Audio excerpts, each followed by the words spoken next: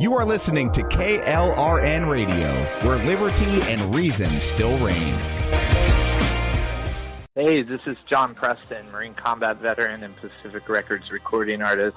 Just reaching out to have you check out our new album, Battle Cry, Songs of America's Heroes, an album featuring phenomenal other combat veteran artists like Scott Brown of the Scooter Brown Band, Ryan Weaver, Rowdy Johnson, just an incredible mix of people. This is all veterans telling our stories and our lives, and we're giving 100% of our proceeds to the Valkyrie Initiative to help veterans and first responders integrate back into society. I myself have battled with post-traumatic stress for many years and lost my own brother, a Marine Corps veteran, to suicide. I ask that you step with us and make this happen. We are in pre-order right now and release on March 17th. Go to iTunes, go to Amazon, buy. We plan on making the charts and making it at a very high level, and your support right now makes a difference. This is the release of my new song, Superman Falls, which is actually about the loss of my own brother, which happened last year, and I would love for everyone to check it out, to listen, and hopefully it'll make a difference in many lives. Here's George Foreman with InventHelp. Hi, I'm George Foreman. Do you have an idea for a new product or invention? People ask me all the time, George, how do I get my idea in front of companies? How do I get a patent? What do I do next? Do you have the same questions? I'll tell you like I'll tell them all. Call my friends at InventHelp. Call InventHelp today for free information. InventHelp has been helping inventors for more than 30 years and has sales offices nationwide. InventHelp can submit your invention to companies who are interested in receiving new ideas. If you have an idea and want to try to patent it and submit it to companies, you should call InventHelp today for free information. Listen, I can't guarantee a company will be interested in your idea, but I believe every inventor deserves the opportunity to step into the ring and take their best shot. Put InventHelp in your corner. To get your free inventor's information, call 1-800-353-6490. That's 1-800-353-6490.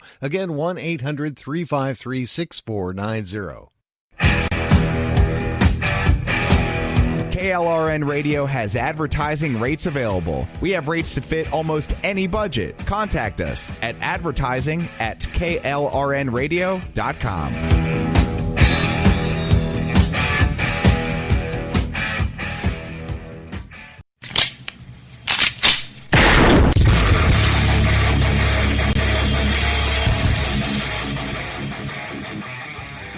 This is Slickery Trigger for Rebel Road Tactical.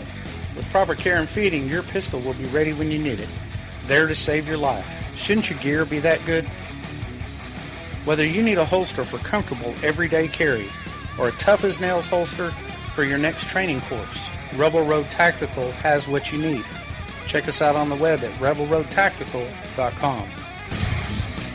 Tired of paying outrageous prices for Viagra? Well, we have great news for you. Now you can finally get Viagra at huge discounts. Healthy Man allows you to save up to $500 on Viagra. Why pay U.S. pharmacy prices of $15 per pill or more when you can get Viagra for less than $3 a pill? Call today and get 40 Viagra pills for only $99. This can cost as much as $600 at your local pharmacy. You can't afford not to call us. If you want Viagra at the lowest prices, never pay $15 a pill pharmacy prices again. Get Viagra for less than $3 a pill. Call 1-800-516-7602 today and save up to $500 and get 40 pills for just $99. Healthy Man is fast, easy, and affordable. Operators are waiting at 1-800-516-7602 to take your call right now. Call 1-800-516-7602. That's 1-800-516-7602. Again, 1-800-516-7602. If you're 85 or younger, would you like peace of mind and comfort for your family? We're Final Expense Direct with an urgent message for you. The average funeral today costs over $8,000, but the most you'll get from government benefits is $255. How will your family pay the difference? We can help. Our senior plans start as low as just $1 a day and pay up to $30,000 for a funeral and other final expenses. Peace of mind is easy. There's no medical exam. You'll have lifetime coverage, and your plan can't be canceled as long as you pay your premiums. Call now for free information about our senior plans. Answer a few simple questions and receive approval right on the phone. Plus, call right now and we'll give you a discount prescription card for free. Call 800-553-8687. That's 800-553-8687. Again, 800-553-8687. 8687. Panera now delivers, so you can order good, clean food right to your office, or door, or porch, or backyard, or front yard, or apartment, or dorm, or castle, or shop, or worksite, or wherever. For lunch, dinner, and everywhere in between. Click the banner to order or visit PaneraBread.com. Participating locations only. Panera. Food as it should be.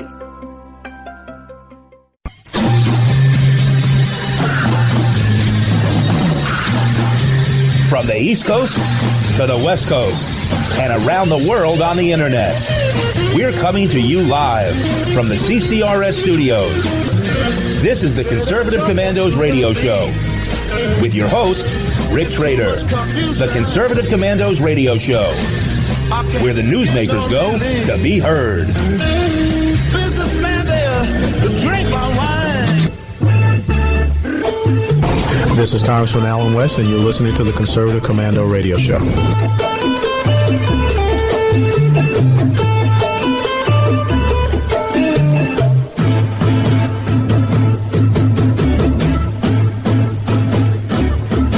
Welcome, and welcome, fellow patriots. Welcome, fellow deplorables. Welcome once again to the Conservative Commandos radio show.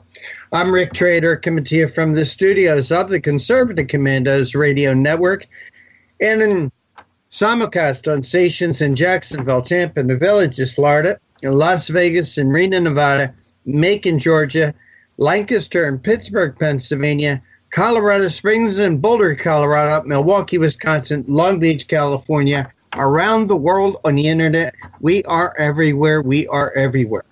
And joining me today as my co-host is the president and CEO of Frontiers of Freedom, and that is George Landreth.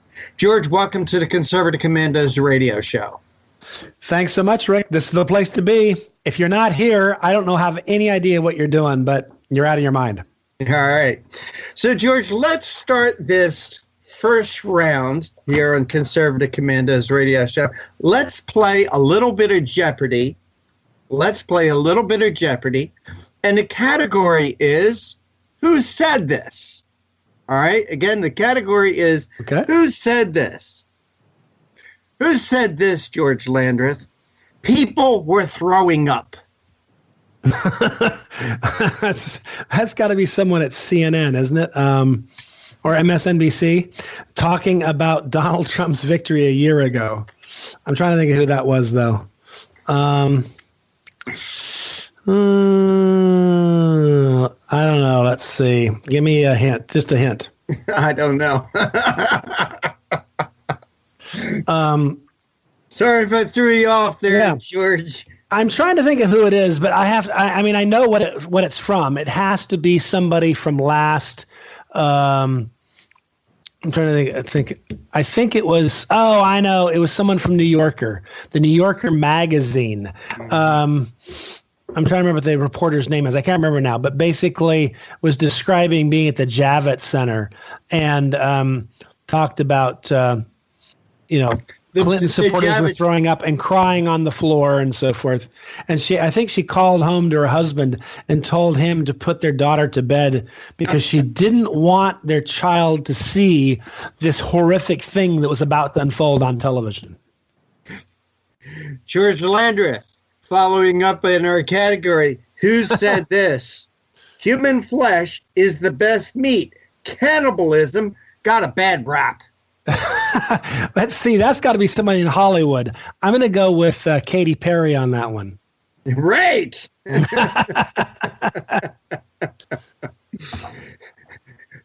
Well, maybe she should have been part of the Donner Party, George, or maybe she should have been on that airplane that crashed in South America, in Argentina or Chile several years ago. And you know what, George? Another question you have to ask: how does she know?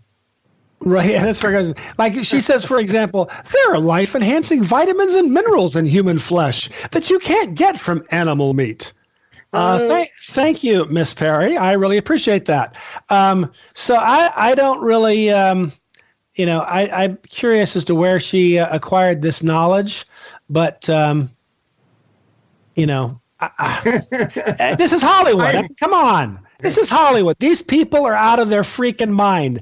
They are so out of touch that they can basically tell us that cannibalism got a bad rap. Okay, thanks. I still like to know how she knew. Yeah. How she knew that. That's a fair question. All right, George, in playing Jeopardy here, our question is, who said this? Who said Barack Obama has a Titanic ego? I believe that is Donna Brazile in her new book. So, the funny thing about this book is I'm trying to figure out how dead Hillary's career has to be before basically Donna Brazile unloads on her the way she is. I'm not saying that it's not true. I'm just saying that Hillary has been spared the truth most of her adult life, precisely because she's Hillary Clinton. And now, of course, she has to be shocked because she's not being spared the truth. She's getting it, with both barrels. But anyway, I always found it funny, when people talked about Barack Obama, about he was a nice guy and, what really amiable. And I always thought to myself, who are they talking about? When I watch him, I see this pompous, self-important egomaniac who basically has the attitude of, I'm better and smarter than you. And you're the 3-year-old in the room, and he's the preschool teacher telling you to sit up and behave. All right. Playing our little game of Jeopardy category, who said this? George Landreth, who said the entire Democrat Party stinks from the head down. Okay, that's needs a special prosecutor. Okay, yeah, that's got to be Doug Schoen.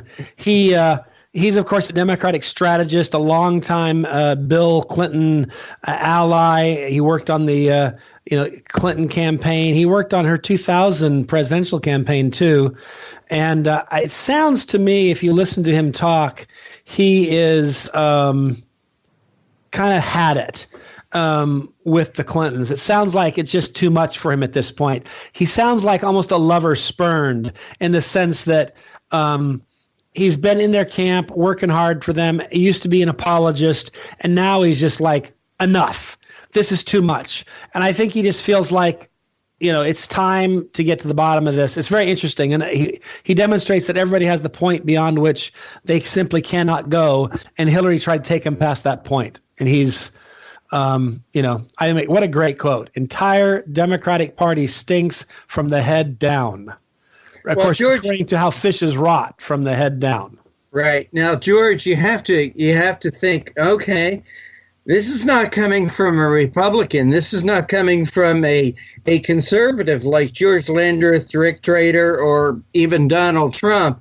This is coming from Doug Schoen, who was at one time one of the faces of the Democrat Party on the media. Well, as recent as a few months ago, even, like right before the election, he was a big Hillary supporter. So was Donna. So we're not talking ancient history here. We're just talking like this time last year. Right. And you got Donna Brazile, who was the chairman of the DNC, trashing Hillary Clinton. So, George, whenever you get people, the pundits, the media coming out, especially after the election in Virginia and New Jersey. And by the way, these are blue states, George. These are very blue states.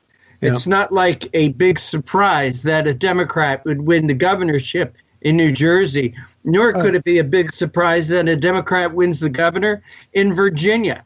Right. But those are always uphill fights. I mean, in Virginia, there was always the hope that maybe a Republican could win, but it was always going to be a long shot. It was always that kind of almost a Hail Mary type pass. Mm-hmm.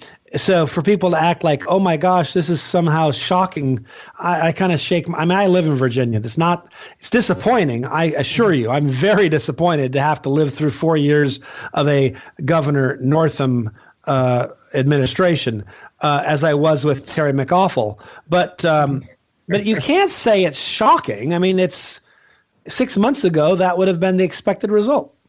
But George, I think it is shocking when people like Doug Schoen and Donna Brazil come out and attack their own party. Yeah. I'm with you on that. I never thought I'd live to see the day where if you'd told me a year ago, Donna Brazil and Doug Schoen are going to go after Hillary like she is a pariah, and I would have been like, no, that would never happen.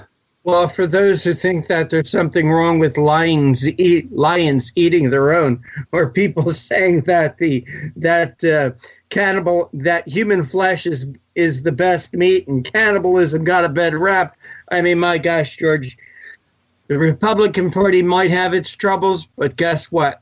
The Democrat Party, if not far behind, has to be leading the pack. Yeah, that's a fair point. And with that, George, let's take our first break. And you are listening to the Conservative Commandos radio show with George Landreth and yours truly, Rick Trader, coming to you from the studios of the Conservative Commandos radio network and around the world on the internet with American Patriots Broadcasting, TalkStream Live, SHR Media, KRL in Radio, iHeartRadio, AM/FM 24/7, Talk America Radio Network, American Political Radio. Today's show, like all our shows, is being brought to you by the First Amendment and protected by the Second. George and I'll be right back.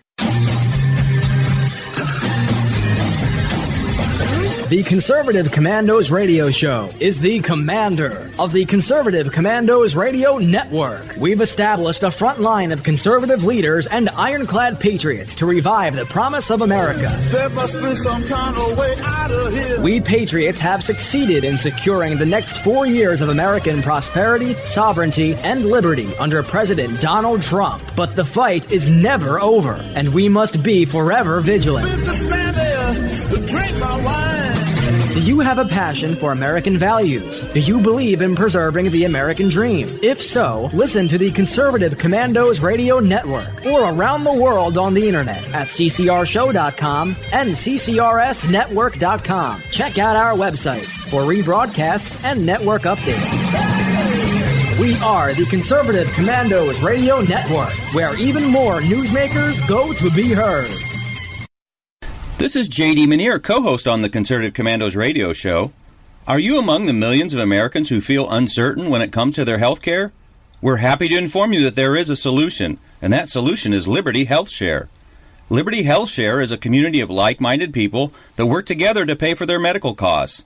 There are no networks, so you get to choose your doctor and hospital. Liberty Health Share allows you to easily decide how, when, and where you will access health care. It could be the best practical, moral, and economical choice for you and your family, starting at $107 a month for a single, up to $449 a month for a family. That's mom, dad, and all kids. This is the way healthcare should be. For more information, call 855-585-4237 or visit libertyhealthshare.org. That's libertyhealthshare.org and regain control over your healthcare costs. Together, we're changing healthcare for good. I'm Sharon Engel, and I approve this message. I'm more convinced than ever that a constitutional free market conservative can win even in a battleground state like Nevada. Nevada's Congressional District 2 is a winnable seat where Trump won because these voters embrace the principles of sound governance and constitutional free market conservatism. The reality is the president can lead, but he cannot do it alone. In Congress, we contend with the Republicans who often do not support what the American people mandated on Election Day. Republicans in D.C. could lose this golden opportunity, and sadly, the biggest beneficiaries will be the establishment and crony capitalism. America is closely divided, with Nevada on the front lines of this ideological battle. I need to raise enough money to show that I have support to organize this campaign with literature, travel, media ads, and a small staff. Of course, the larger the amount, the more reticent others will be to challenge me in a contested primary, and the less credible the press attack will be. If you are one of the donors who will send $100 or more by June 30th, we will raise $100,000. That's good. If you give $250 or more, we raise $250,000. That's great. And if you give $500 or more, we raise $500,000. That's excellent. The more we raise in the beginning, the greater the odds are that we win. Please join me on Twitter at Sharon Angle and Facebook. Even though Reed is no longer in charge, the establishment machine lives on to defeat anyone who challenges the status quo of crony capitalism. You can help. Give online at SharonAngle.com or mail a contribution to P.O. Box 17373, Reno, Nevada 89511.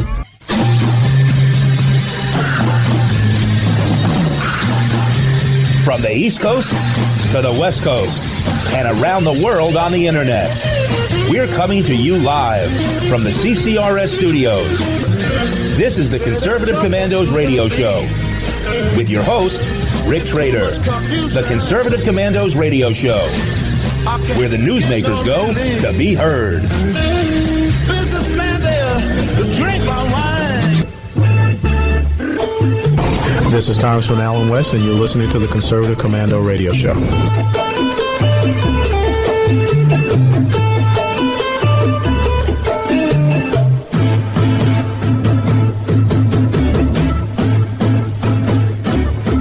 Welcome back to the Conservative Commandos radio show with George Landreth and yours truly, Rick Trader. And for rebroadcast of our shows, please check out our websites, ccrshow.com or CCRS Network, or midnight, log on to redstatetalkradio.com, or you can hear our show any time of the day from your telephone by calling 712-770-9576. You don't need an app. You don't need to download anything. You just need a telephone in this number, 712-770-9576. Well, George, we have a couple of great guests for our show today. We sure do. First, we've got Dale Bellis. He is the executive director of Liberty Health Share. He led the reorganization plan that launched Liberty Health Share under the terms of the Affordable Care Act. And it's interesting how it provided for Americans this, acceptable way to pay for and take care of medical expenses. He also has experience in, I guess what you might call a secular healthcare plans as well. So our goal is going to be to talk to him about healthcare, where it stands today. We've seen the attempt to repeal Obamacare fail. There's talk about Medicare expansion. I think there's lots of issues here. The bottom line is this is an innovative, conservative way to provide people with services that help them obtain and pay for medical care outside the kind of the norms of Obamacare and other things. So I think it'll be interesting and, quite frankly, probably a fairly innovative conversation for our listeners. Okay. And, George, when you talk about Liberty Health Shares, all we've heard for the past 8 years is how can we get from under Obamacare? How can we get coverage without paying for the things that we don't want, like abortion and birth control? Well, Liberty Health Shares is the answer for that. It's a low-cost answer for that. So I know you'll enjoy our conversation with Dale Bellis today. Who Absolutely. else do we have? Well, we've also got Jonathan Mosley. He's, of course, someone I recognize that because he's been a co-host on Conservative Commandos, but he is a activist here in Virginia.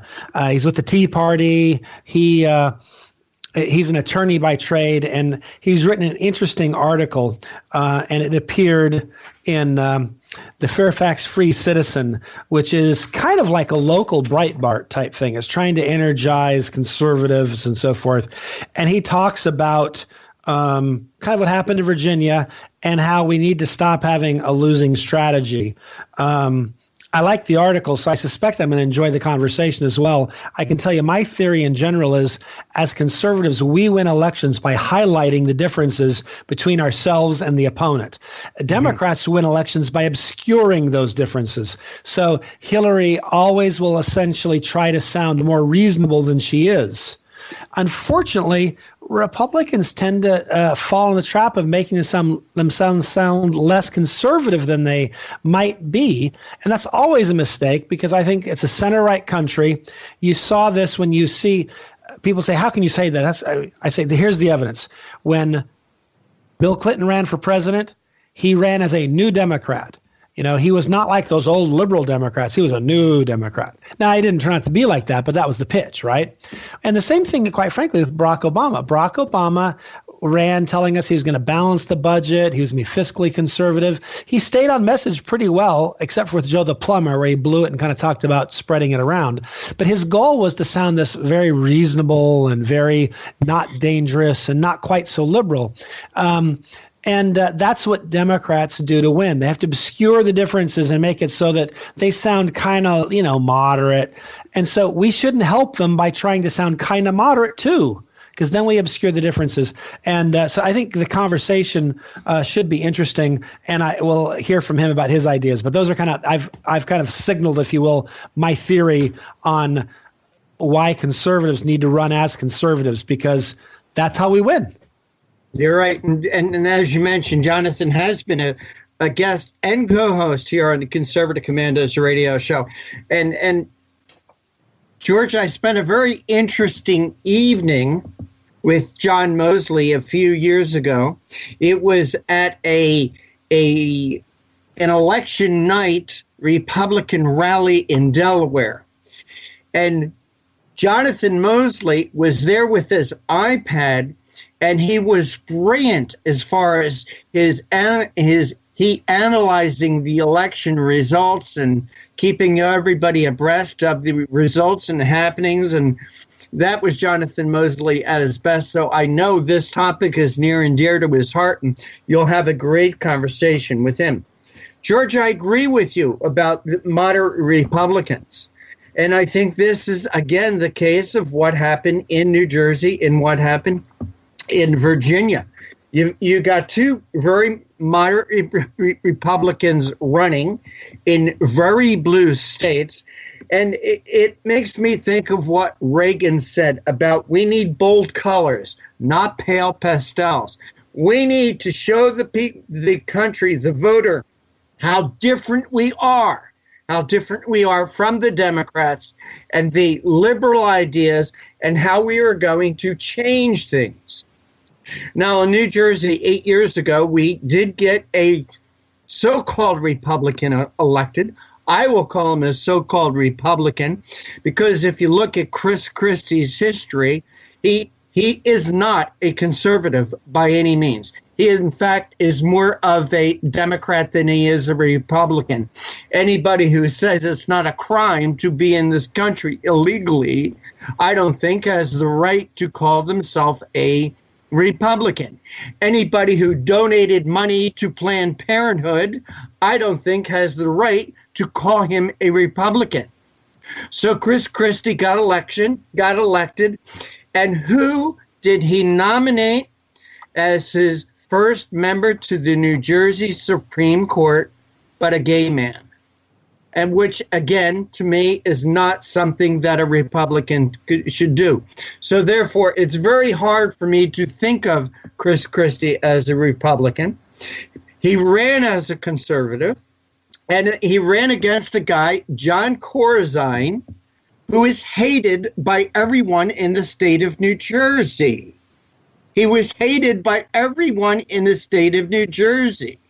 He was one of those big Wall Street bankers, being a former executive of Goldman Sachs. Interestingly enough, the state of New Jersey just elected another big Wall Street banker, another former executive of Goldman Sachs. And after what we saw in last year's election, how both Bernie Sanders and Hillary Clinton bashed Wall Street, bashed business, bashed the Wall Street bankers. George, I gotta call myself wrong because I thought Democrats hated Wall Street bankers, hated Wall Street executives. It shocks me that they elect another Goldman Sachs executive as their governor. But those are the elections. And in Virginia, George, Ed Gillespie, nice guy, good guy. I know his wife. I've interviewed her several times. I've had lunch with her. I never saw Ed Gillespie as a conservative Republican. After all, for a long time, he was the the chairman of the Republican National Committee. I don't think that Donald Trump was his first choice as president. He probably supported somebody like a Jeb Bush, a real rhino Republican. So that's my take on what happened in the elections. And again, a couple of great guests here on the Conservative Commandos radio show. Dale Bellis from Liberty Health Shares and Jonathan Mosley, former co-host here on the Conservative Commandos radio show. So, George, it seems to me like college campuses are going wacky. And, George, I don't have any children, but if I had a child, I'm not so sure that college would be the place for them. Well, yeah, I think this is a fair point that historically we've wanted to send our kids to school to give them a better future. And now it looks like maybe you send your kids to school to become indoctrinated and become, complete morons. There's an article out that apparently almost 1 in 5 millennials considers Joseph Stalin and Kim Jong-un heroes. It's like, you got to be kidding me. The Victims of Communism Memorial Fund has, studies this because they're concerned about how people see things. We're on the 100-year anniversary of communism, and there are college campuses where people are actually celebrating this, when in fact communism is responsible for hundreds of millions of deaths. Mm. Well, George, when you say that, let's add Che Guevara to that mix. And how about that Barack Obama taking photo ops in front of a mural of Che Guevara when he was when he was in Cuba? So maybe students have a role model in Barack Obama because of this. I have a friend who posts these kinds of stories on his Facebook page, and they're with always that same headline, and the headline is "Colleges for Dummies," and he's looking smarter and smarter every day. Well, George, there's also some stories out there in the last minute that we have left in this segment, how students. It's being proven how students are lying about certain things. Yeah, there's a Muslim college student up in New York somewhere that claimed that she was harassed by a group of white men with, Donald Trump hats and so forth. She's now pled guilty to falsely reporting those conduct, that she made it up. And then you've also got a cadet out at the Air Force Academy who claimed that classmates wrote something offensive like "go home" followed by the N-word, and they were found in one of the bathrooms, in the resident hall somewhere. Turns out he wrote it there. So it's no wonder he found it, George. Yeah. If he wrote it, no wonder he found it. I mean, I don't know. Parents, if you're about to send your kids off to college, be sure you know what college you're sending them to. Hey, George, got to take a break. And you are listening to the Conservative Commandos radio show with George Landreth and yours truly, Rick Trader. A shout out to our friends in Jacksonville, Tampa, and the Villages, Florida, Las Vegas and Reno, Nevada, Macon, Georgia, Lancaster and Pittsburgh, Pennsylvania, Colorado Springs and Boulder, Colorado, Milwaukee, Wisconsin, Long Beach, California. We are everywhere. We are everywhere. Don't go away. On the other side, we will be speaking with Dale Bellis from Liberty Health Shares.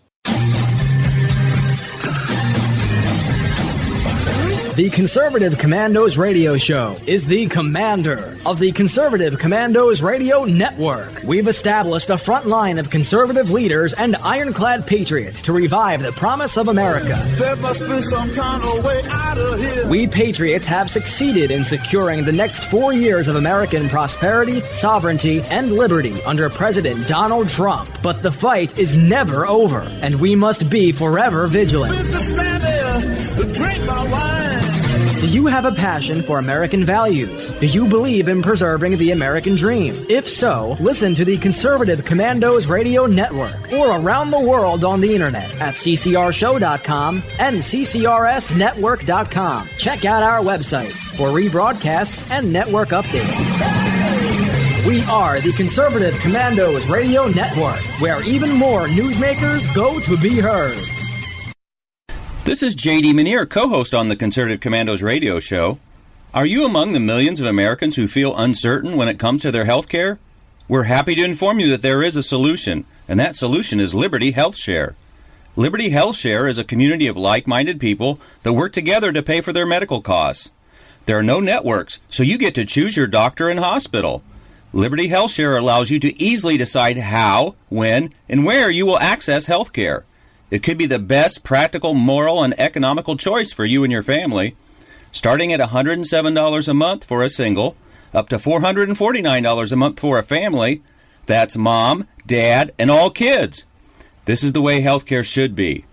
For more information, call 855-585-4237 or visit libertyhealthshare.org.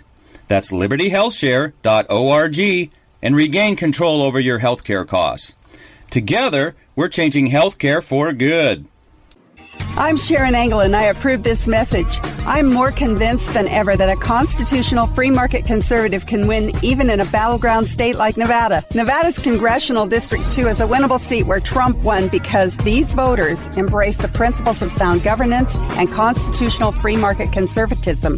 The reality is the president can lead, but he cannot do it alone. In Congress, we contend with the Republicans who often do not support what the American people mandated on Election Day.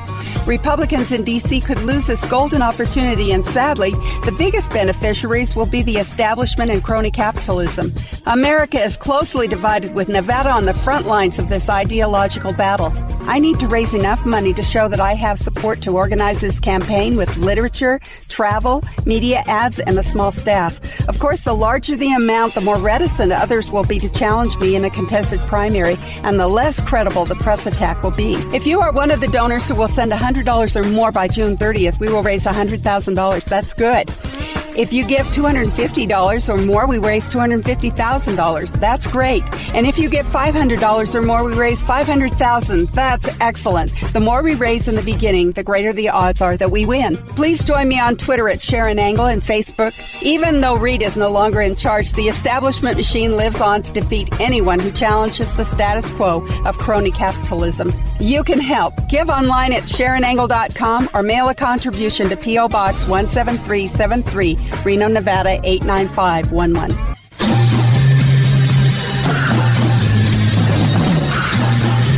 From the East Coast to the West Coast and around the world on the internet, we're coming to you live from the CCRS studios. This is the Conservative Commandos radio show with your host, Rick Trader. The Conservative Commandos radio show, where the newsmakers go to be heard. Businessman there, drink my wine. This is Congressman Alan West, and you're listening to the Conservative Commando Radio Show.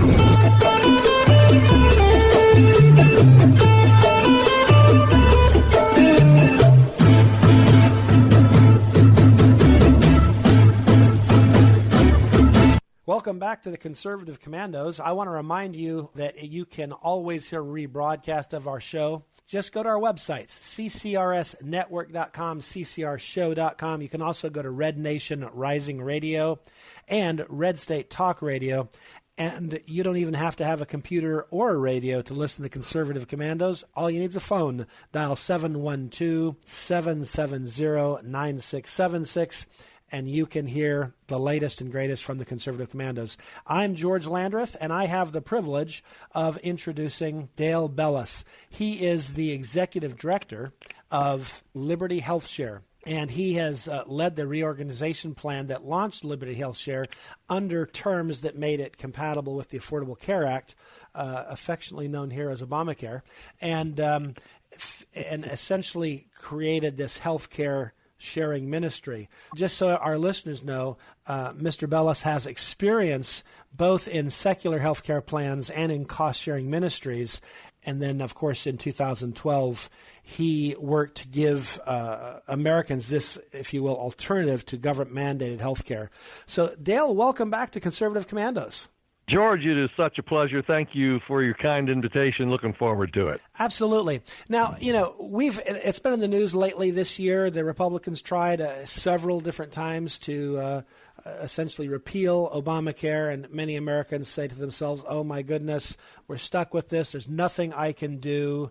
And the reality is there is something they can do. If they're looking for a way to provide for their health care expense needs, there are options out there, and they don't have to wait for Congress to do the things that they've promised to do. People who essentially smart like you have figured out ways to solve some of these problems and give people more control over their health care expenditures, how they pay for those things, and quite frankly, not put them in this awkward position of paying for all the things they may find objectionable that Obamacare mandated. George, you're exactly right. But we've been told for generations that the only way to pay for health care costs is through insurance. And health care sharing is simply a totally different methodology, mentality. It's a different paradigm to meeting costs. It's joining in with a like-minded group of men and women based upon ethical and religious values and agreeing to just simply share in each other's costs. We focus around paying one another's healthcare costs. And then should I have a bill, that same community's there to assist me in paying my expense. We throw in a lot of technology, and our agreement together as members as to how we're going to share in those costs. We call it our guidelines. But that's the methodology that's been in place that Christians have observed for generations. And we just simply take that model for meeting healthcare costs and make it available and affordable for all, and it's called Liberty Health Share. If folks want to find out more about this and they want to go and hear what's going on, they can just go to libertyhealthshare.org, right? That's really the best place to go, George. It's libertyhealthshare.org, libertyhealthshare.org, and there's a place there on the right-hand side of the homepage where you can ask for an information packet. We call it a decision guide, and it gets delivered electronically to your email or by mail if you prefer. There's also a toll-free call number to call to talk to one of our trusted advisors in our call contact center, and just get all your questions answered, because it is a total shift of mind as to how we meet medical costs. Peruse the pages of the website, but libertyhealthshare.org is the best place to go. I have a couple of questions, because this to me is a very interesting idea, because as you said, for generations we've kind of thought in terms of insurance company. We enter into a contract with an insurance company. That insurance company is big and in theory takes in enough premiums that it can cover the costs of bills when they come. They of course have a profit built into all that and so forth. But bottom line is, this is different from insurance, but it fulfills a similar need, and the need is the ability to pay for your health care. In a way, you pool risks instead of with this company and a contractual obligation. You do it with like-minded people who share your values and your beliefs. Is that a fair way to kind of set up the contrast? That is fair, with this exception that we are all legally, our stance is we are self-pay patients. And so Liberty Health Share does not take on the members' risks, nor do the other members take on each other's risk. We are all self-pay patients. We're responsible for our own costs as well as our own care. We're completely in the driver's seat and free from that kind of entanglement in terms of administrative engagement or intrusion. So we're making those choices and decisions ourselves. We just simply choose voluntarily to turn in community to one another and say, here's my costs. Will you share in them? And the answer is yes, based upon your participation, the guidelines, what's eligible, etc. We'll share in those costs. And so that's what makes it a free and voluntary and cooperative relationship between members, and not a transfer of risk or a promise to pay as an insurance contract secures. But it's a voluntary association.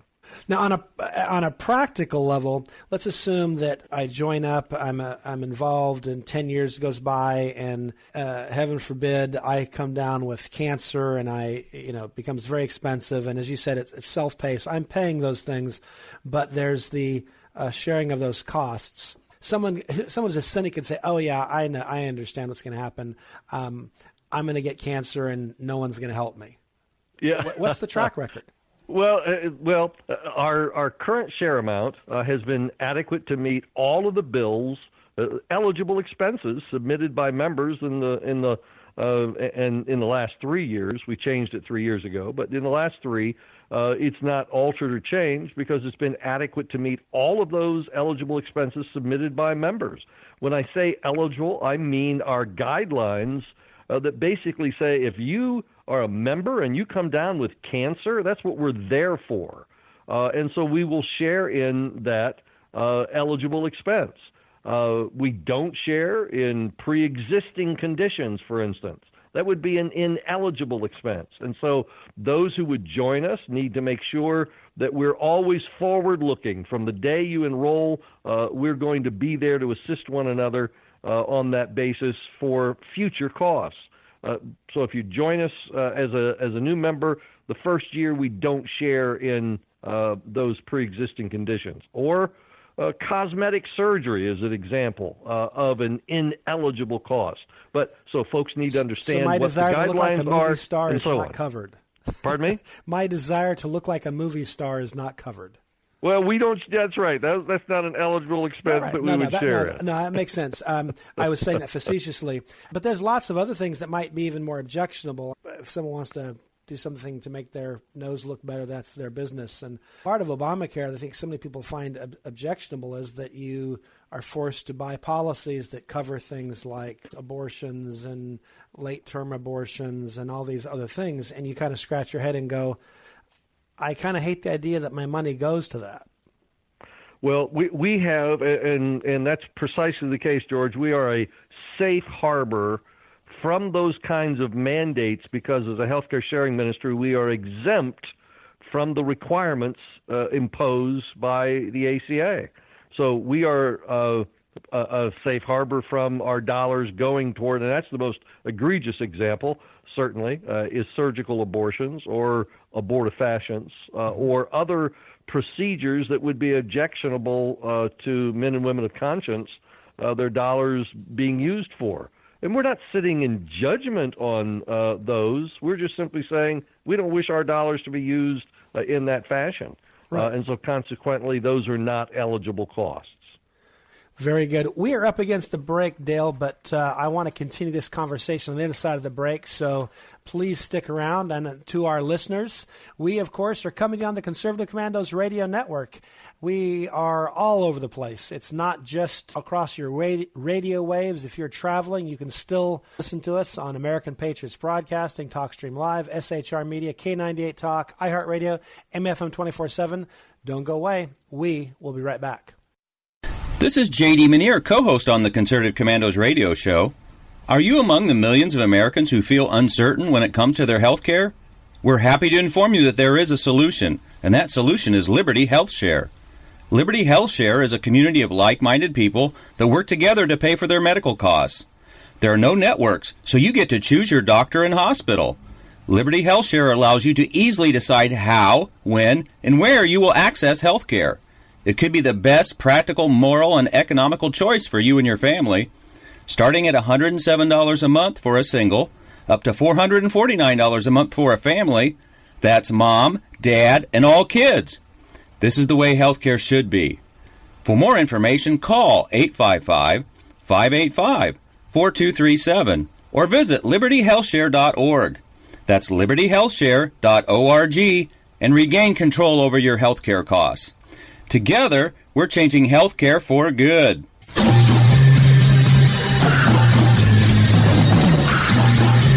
From the East Coast to the West Coast and around the world on the Internet, we're coming to you live from the CCRS studios. This is the Conservative Commandos radio show with your host, Rick Trader. The Conservative Commandos radio show. where the newsmakers go to be heard. Businessman there, drink my wine. This is Congressman Alan West, and you're listening to the Conservative Commando Radio Show.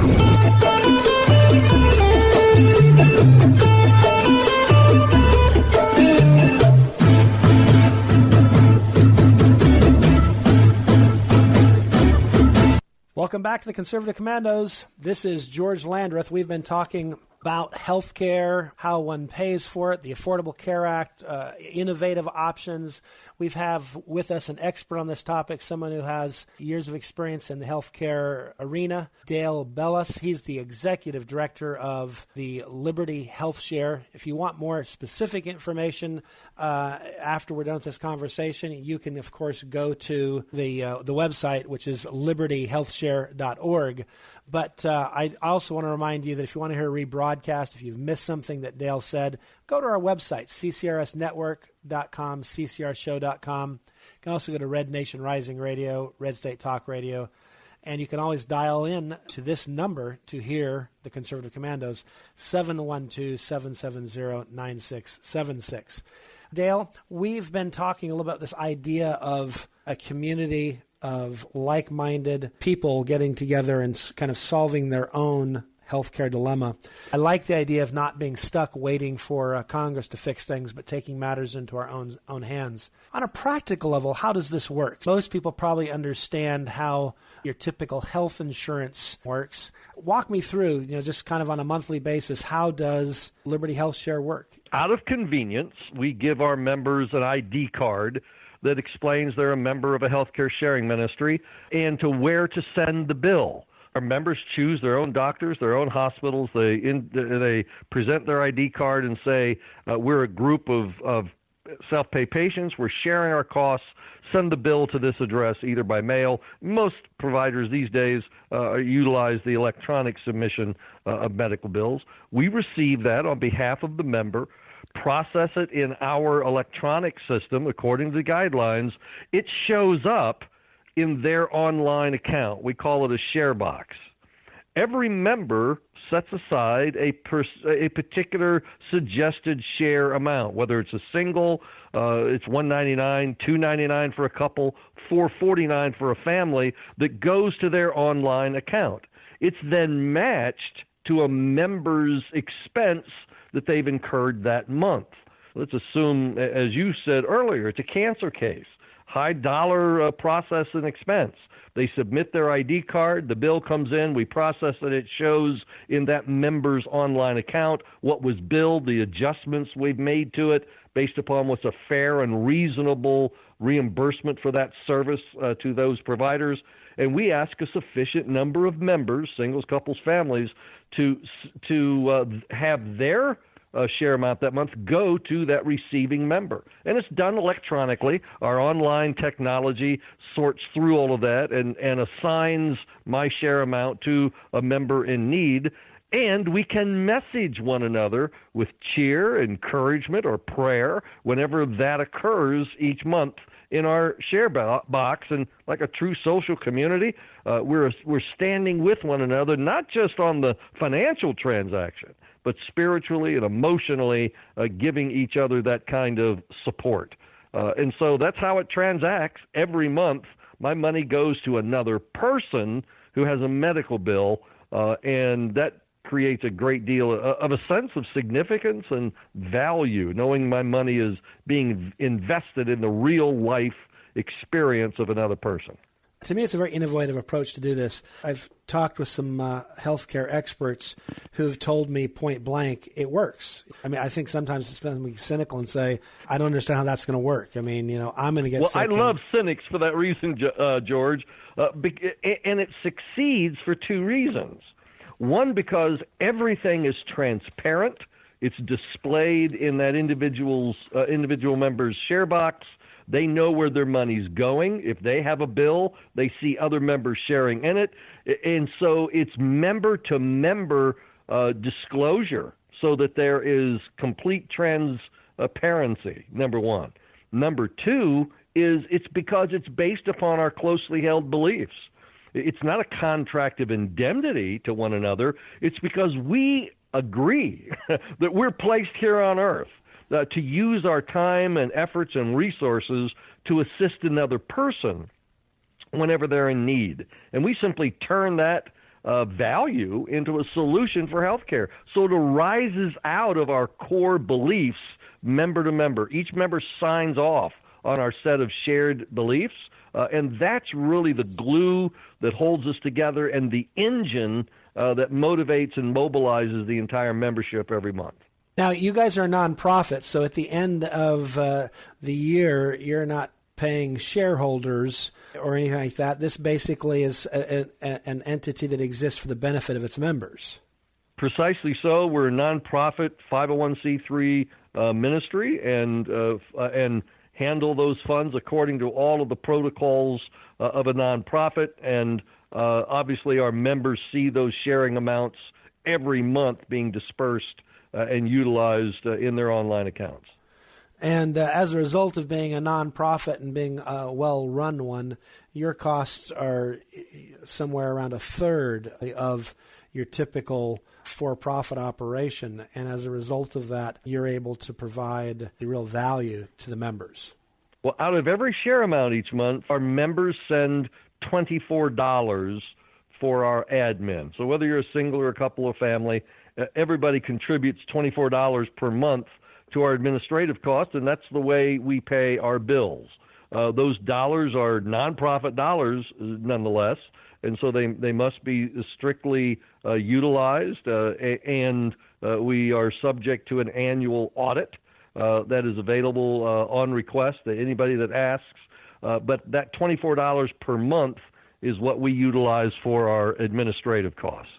Under Obamacare, under the ACA, if you did not get an organized plan, you could have to pay a fine. And over time, that fine started small, but it's gotten quite large. Do people have to look at this and say, well, sure, Liberty Health Shares is a good deal, but once I pay the fine, it's not such a good deal? Well, gratefully, under the terms of the Affordable Care Act, healthcare recognized healthcare sharing ministries and its members are exempt from the requirement to have insurance.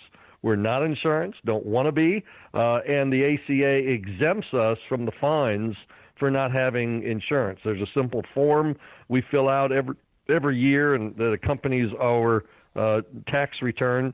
Can you believe the IRS came up with a simple form, George? That is Form 8965. We just simply check a box that says, I'm a member of a healthcare sharing ministry, and so therefore am exempt from what they euphemistically call the shared responsibility payment.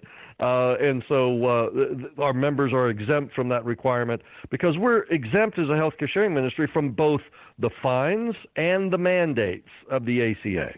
Excellent. It really is an innovative way to solve problems, and it can save you money at the same time. And I think it has the added benefit that you've described of putting you in a position with the faith community so that there's some deeper meaning that goes into this. And also, you don't end up funding things that run counter to your closely held values, your spiritual beliefs, things like this. You're in charge of how you spend your money and how you use it and what you fund. We are really bound together by what we call our shared beliefs. They're there on our website. People need to check them out and look at. We're not asking, we're not intruding on faith choices and beliefs or what your doctrine is or what church you attend. But here are our shared beliefs. They're Christian-based, but they're essentially focused on our right of conscience granted to us by God, that we have the right to direct and manage and control the care of our health in light of our conscience and without government intrusion. In the course and history of our fair republic, we've never been in this situation before, George, where the government begins to mandate how I'm going to use my own money for the care of my health. Right. And we just simply assert that we have the right given by God to direct the care of our health, and that really forms the foundation and the basis of our community and association together. Hear, hear, hear, hear. That's well said, and I agree wholeheartedly. Dale, our time is up, but can you tell folks again how they can be in touch with Liberty Health Share? Absolutely, George. The best place to go, libertyhealthshare.org, libertyhealthshare.org. You can ask for a free information packet, toll-free number to contact in our contact center. Just peruse the pages of the website, but libertyhealthshare.org is the place to go. Excellent. Thank you so much, Dale Bellis. We appreciate that. Stuff that happens in Washington doesn't always have to be bad news. We can take matters into our own hands. So thank you. That is the good news, that we can engage in our own private health care reform today without relying on any decisions from Washington. Hear, hear. Thanks again. God bless. This is J.D. Manier, co-host on the Conservative Commandos radio show. Are you among the millions of Americans who feel uncertain when it comes to their health care? We're happy to inform you that there is a solution, and that solution is Liberty Health Share. Liberty Health Share is a community of like-minded people that work together to pay for their medical costs. There are no networks, so you get to choose your doctor and hospital. Liberty Health Share allows you to easily decide how, when, and where you will access health care. It could be the best practical, moral, and economical choice for you and your family. Starting at $107 a month for a single, up to $449 a month for a family. That's mom, dad, and all kids. This is the way healthcare should be. For more information, call 855-585-4237 or visit libertyhealthshare.org. That's libertyhealthshare.org and regain control over your healthcare costs. Together, we're changing healthcare for good.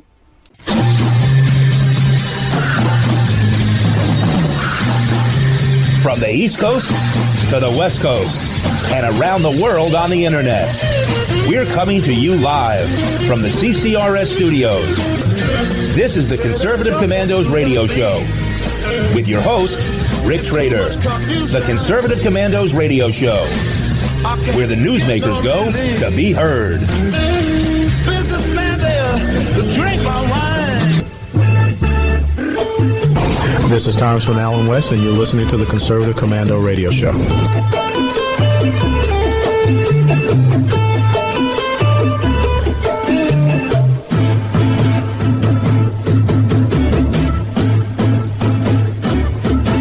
And welcome back to the Conservative Commandos radio show with George Landreth and yours truly, Rick Trader. For rebroadcast, don't forget our websites, ccrshow.com or CCRS Network. And please like us, friend us, follow us on Facebook and on Twitter. On Twitter, it's CC Radio Show. Easy to find us on there. Please follow us. And on Facebook, it's the Conservative Commandos Facebook group page. Please join us, like us, friend us there. And George, how would people follow your work and that of Frontiers of Freedom? Well, Frontiers of Freedom is easy, ff.org, FF like Frontiers Freedom.org. And then on Twitter, you can follow me at George Landreth, and I'm on Facebook also with George Landreth. And I've been trying to tweet of late Conservative Commando shows because I think it's important folks are aware of them. So any of my followers will get a chance to see updates on the show. I hope they'll click in and check them out if they're not listening to them live. Actually, I hope they'll do both. Listen to them live and then re-listen to them. Yeah, and George, as I was mentioning to you last week, I hope people do listen to our shows, not for me, but for my co-hosts like you and also our guests. I had a Facebook friend tell me last week that, Rick Trader, you're terrible, but you've got the best guests on radio, and I totally agree with that. Well, George, we've had another terrorist attack this week. This crazy guy goes into a church in Texas. Apparently, he had a vendetta against his ex-wife. She wasn't there, but her grandmother was. So her grandmother and 26 other people paid the price for this madman's lunacy. And what I believe is interesting, George, that these crazy things seems to be happening every week now. You know, the week before that was the terrorist attack in New York. The week before that seems like was the attack in Las Vegas. And George, during the break, you and I were talking a very interesting premise about the New York attack. The guy that had the truck was flying an ISIS flag, and I didn't know that until you mentioned it. And you said, what if that flag had been a Confederate flag? Yeah. Yeah, how would the media have dealt with that if this had been a Confederate flag and this had been a Southern, the stereotypical Southern, redneck conservative, and he got out yelling something about God? How would they have dealt with that? And I suspect it would have been they would have dealt with that candidly and honestly and just laid it out on the line. But when it is someone with an ISIS flag, there's all sorts of hemming and hawing, and they translate what he says as if Americans don't know what Allahu Akbar means. They tell us, they try to give us a translation and make it English. All kinds of weird stuff that strikes me. They don't talk about this Islamic sort of supremacy that it's not, again, I have friends who are Muslims who have served our country, are patriotic, who are aghast at these radical Islamists. But my point is there are Islamist supremacists. These are people who think they're so superior they have to kill people to make them agree with them, and yet they don't get called these things. But, if you don't agree with Barack Obama's political agenda, then you're a white supremacist. And I guess that's what kind of annoys me about the left, is there is something supremely out of whack about them. Barack Obama could not call actual terrorists, but he would call Republicans terrorists. He couldn't get angry when you saw his peak and you saw the fire in his eyes.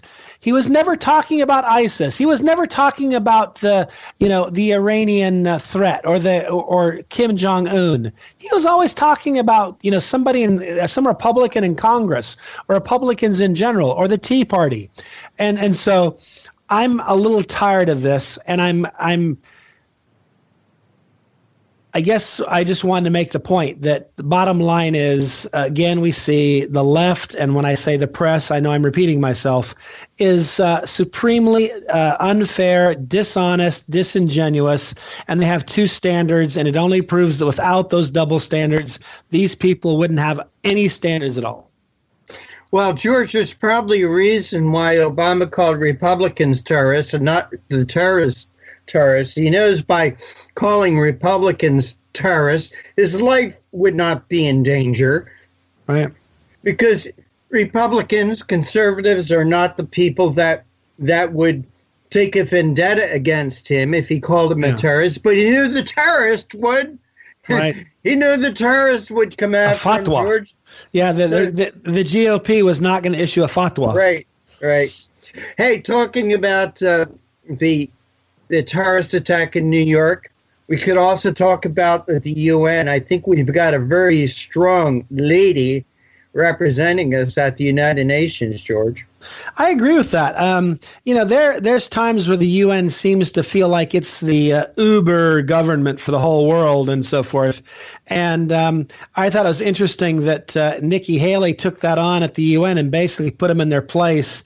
And she, they had this long-going debate, and she referred to it as political theater, kind of mocking the significance of what they were doing, kind of trying to put them in their place, and then just got to the point where, she basically said, let's be honest with what's going on here. This assembly does not have the power to end the U.S. embargo. It is based on U.S. law, which only the United States Congress can change. So her point was, you guys don't run us. You can have this debate all you want about Cuba and the embargo. And this is our law. And if you want to say we should change it, go for it, dudes. But we don't answer to you. And I thought that was good, because that's not something you would have heard Barack Obama do. He had apologized about how outrageous our policy was, and how if Congress had more sense, they'd see it the UN's way. Well, George, I'm one of those. I'm one of those who think that I believe the real reason the United Nations was created to keep world peace. I think it's just the opposite now. I think that the United Nations is a place to harborage terrorist groups and terrorist countries, and to give those evil countries, leverage against the United States of America. I would like to see us pull out of the United Nations, cut off our funding, and send those people packing. Right. Send them packing. Let them rebuild the United Nations somewhere else. Let them rebuild it in the Arab world. Let them build it in Africa. Let them build it in South America. Let them reconstruct the United Nations in a place, frankly, they might feel a little bit more comfortable in, outside of the United States.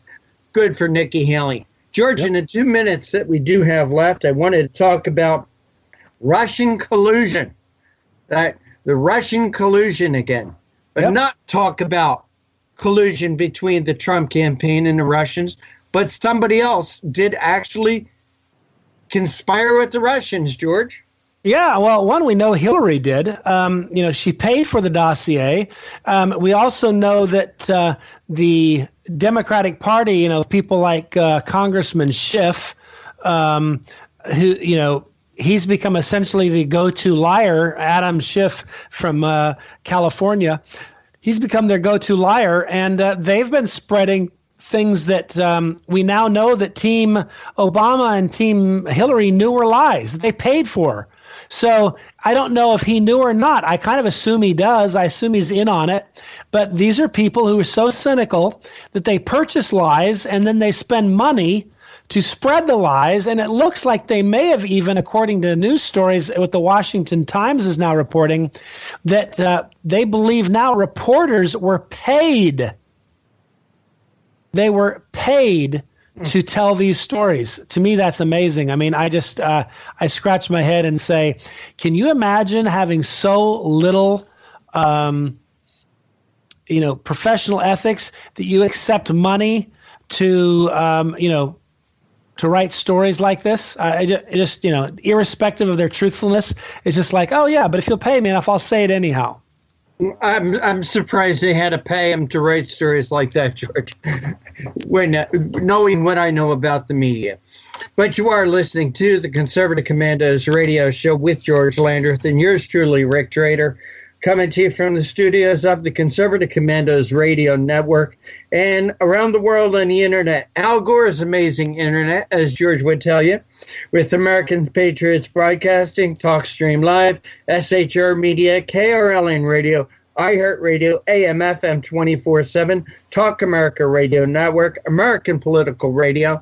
A little later on here on the Conservative Commandos radio show, we're going to be bringing back a familiar voice, John Mosley. Well, we'll take a break. George and I'll be right back with more news and commentary.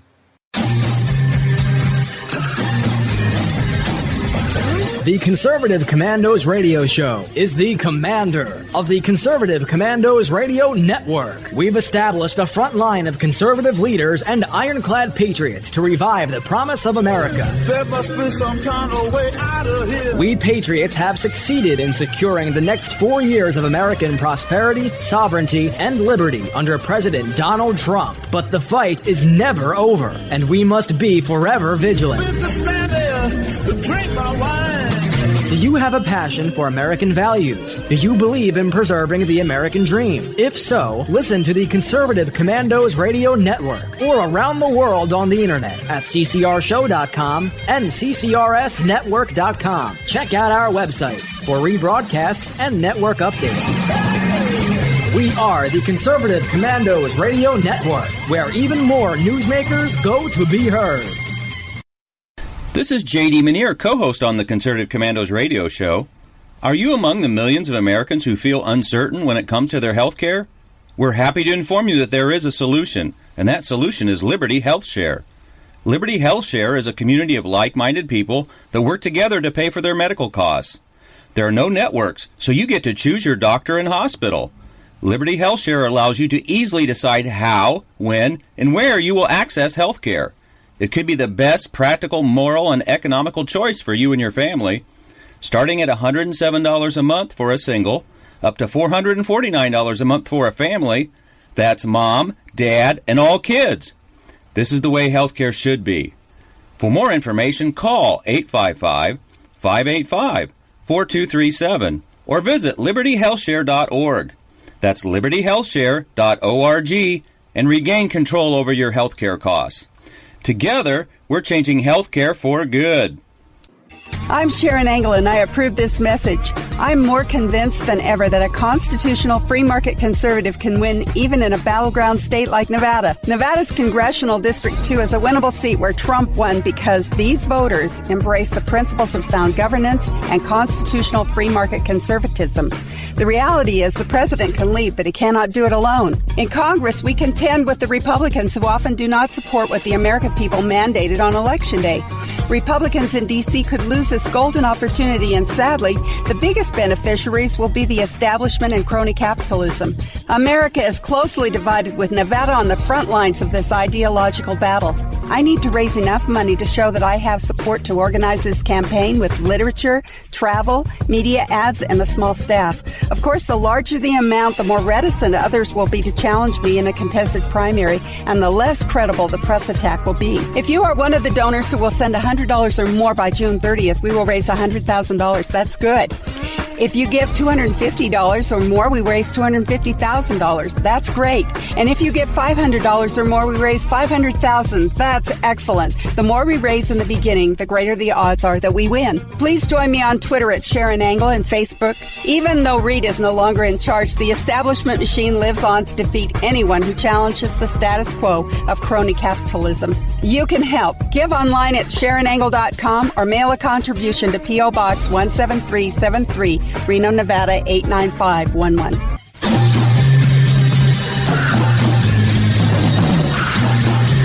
From the East Coast to the West Coast and around the world on the internet, we're coming to you live from the CCRS studios.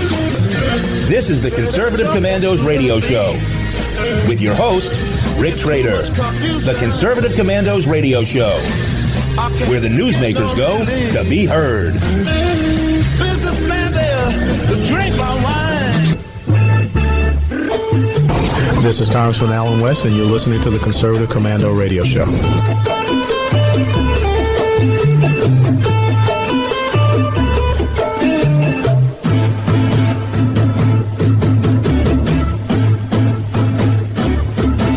Welcome back. Welcome back to the Conservative Commandos radio show with George Landreth, President and CEO of Frontiers of Freedom, and yours truly, Rick Trader. For rebroadcast, please check out our websites, ccrshow.com or CCRS Network, or at midnight, log on to redstatetalkradio.com, or you could hear our show any time of the day from your telephone by calling 712-770-9576. You don't need an app. You don't need to download anything. You don't need a computer. You don't need a radio. Just a telephone and the number 712-770-9576. George, before we took our last break, we were talking about Russian collusion, only collusion between Hillary Clinton's and the Russians to rig the election against Donald Trump. I think the GOP finally is opening their eyes because they've called for a resolution pulling Mueller from the Russian probe. Right. We just, I think it was last week, but we had Hans von Spakovsky on. He talked a little bit about the facts underlying this, but you're right. Now Congress is acting on it, which is good news. You got 3 congressmen that have they're calling for, they put a resolution out.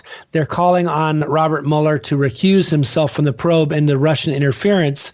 And the reason for it is that basically he's involved in it up to his neck.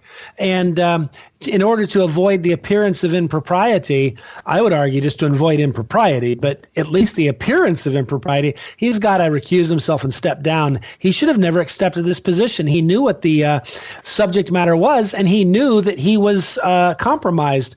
Basically, what happened is there's now evidence that Mueller knew about criminal activity. It was, not just there was a criminal investigation, criminal activity when he was the FBI director, and it's relevant to this deal. When the deal came up to be approved by various government agencies, this information was not given to them. It seems to me it's clearly relevant. If you're being asked to approve a deal and you know that they've been involved in bribery schemes, now, you George, think you might mention that. George, when you're talking about a deal, what deal are you talking about? Are you talking about Uranium One? Yes, sir. The Uranium One deal. So the Uranium One deal, there were people involved that were involved in a lot of shady business long before the whole Hillary Clinton thing came along. They were doing all kinds of stuff that was illegal. They were investigated. They actually had to stop doing it, and they were some, consent decrees and so forth. And all this information was kept from the very people who were going to make the decision. So supposedly people like, Hillary would have known, obviously, because she was getting money and her husband was getting paid. But the other people who were helping to make this decision, this information was not given to them. And you can't possibly argue that the fact that the people buying the uranium had been previously involved in corruption in the last year, 2, and 3 is not relevant to the sale of it now. And yet that information was not provided. And Robert Mueller, and interestingly enough, our good friend Mr. Comey, were involved at various levels in that investigation and that process. And it looks kind of pretty shady. And I don't know how you can possibly now head up an investigation of these things when you were involved in an earlier cover-up. Well, George, Republicans also might be about to make a public display calling for Mueller to resign. In what shape would that take, George? Well, they could certainly use the resolution. A resolution isn't binding in the sense that it's more kind of like Congress is saying this is what we think in a very official way. So that's my assumption is that they will use this resolution as a vehicle and perhaps get it voted on. It would be interesting to see if they do get a vote on it. And then if they were to pass that, that'd be pretty big news. And it would put a lot of pressure on Mueller.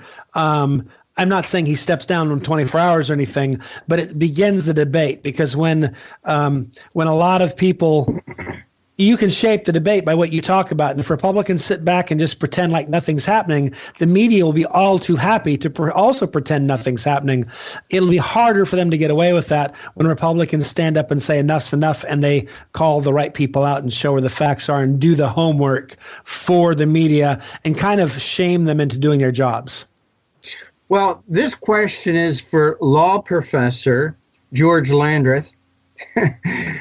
If Mueller was forced to resign, what would happen to the cases against the Trump associates that have been indicted? Well, I think that would depend on whether the investigation was shut down or whether it continued under different leadership. If it continued under different leadership, meaning a new special prosecutor was named, then that special prosecutor, and now if it were me and I were taking over a prosecution that had been compromised, I would start over. And I don't mean throw everything away and start over, but I would say, bring me all the papers. I want to know what's going on. I want to see what decisions were made. I want to see if this stands up to scrutiny, because we're not going to go forward with everything on the assumption it was done right, because we already know it wasn't done right. Well, George, also in the news this week, it came out that, and we were talking about Comey, that an early Comey draft, actually the draft that I heard he delivered to Congress, was different than the public statement that he made about Hillary Clinton about a couple weeks before the election. In the draft that he delivered to Congress, he said that he accused Clinton of gross negligence on emails. Right. The version we heard. And why that's important is that's in the statute. The statute says that if you're negligent, grossly negligent, it's a crime. However, in this statement, 2 weeks before the election, he revised that statement to say that she was careless with the emails. So what is the fine line here? You just said gross negligence is a chargeable crime, but carelessness you can get away with, George? Well, I don't know that you can, but it's a synonym as I see it. But the bottom line is the statute actually says that when you are grossly negligent with classified information, you can be criminally liable for those actions. Whereas, I'll give you an example. They wouldn't be grossly negligent. Let's assume that you properly had a suitcase that was locked with certain papers that you were supposed to be bringing with you to a meeting, and you tripped on a curb, fell down, and it went in the sewer and was floating down the river. That's careless, but I don't think it's a criminal act.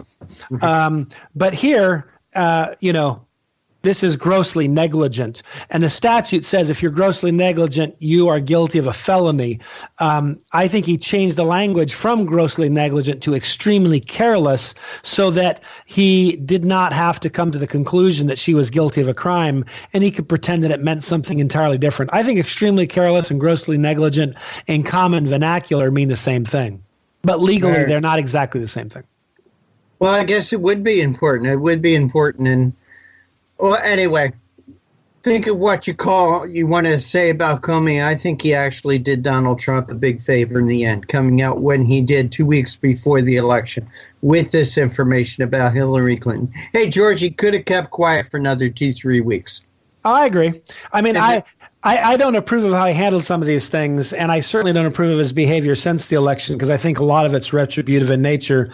But bottom line is, you're right. I mean, the Democrats have a lot more reason to not like Comey than the Republicans do because, Hillary was always under this cloud of suspicion. Well, George, maybe he just got a guilty conscience, and therefore that's why he did it.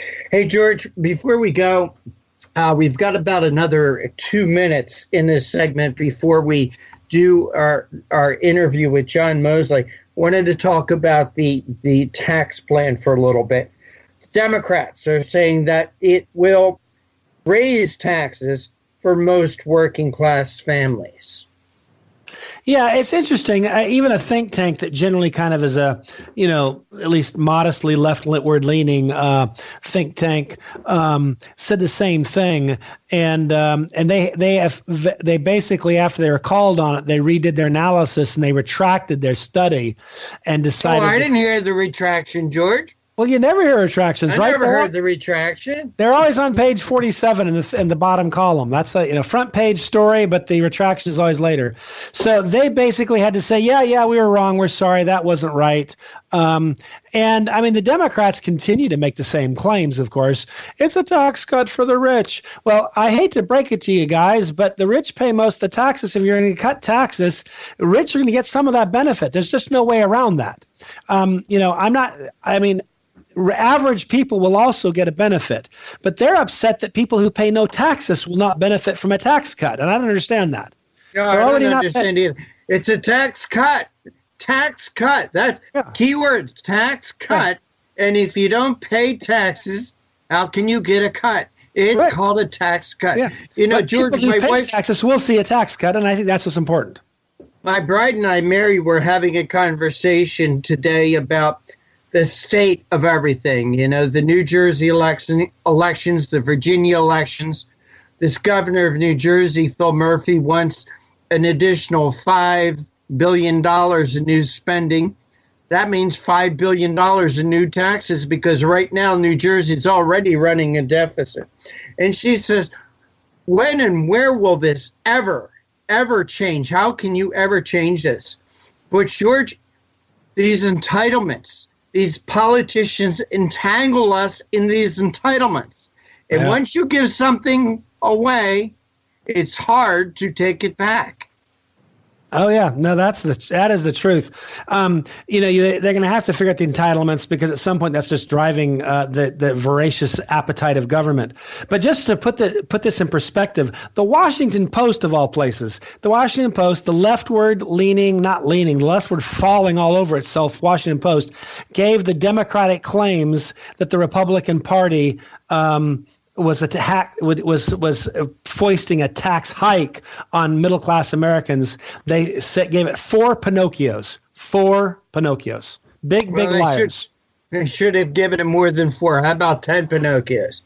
Well, George, we got to take a break, and you are listening to the Conservative Commandos radio show with George Landreth, President and CEO of Frontiers of Freedom, and yours truly, Rick Trader, coming to you from the studios of the Conservative Commandos Radio Network and simulcast on stations in Jacksonville, Tampa, and the Villages, Florida, Las Vegas and Reno, Nevada, Macon, Georgia, Lancaster and Pittsburgh, Pennsylvania, Boulder, Colorado, Colorado Springs, Milwaukee, Wisconsin, Long Beach, California. We are everywhere. We are everywhere. Don't go away. On the other side, George and I are going to be speaking with John Mosley. The Conservative Commandos Radio Show is the commander of the Conservative Commandos Radio Network. We've established a front line of conservative leaders and ironclad patriots to revive the promise of America. There must be some kind of way out of here. We patriots have succeeded in securing the next 4 years of American prosperity, sovereignty, and liberty under President Donald Trump. But the fight is never over, and we must be forever vigilant. Businessman there, drink my wine.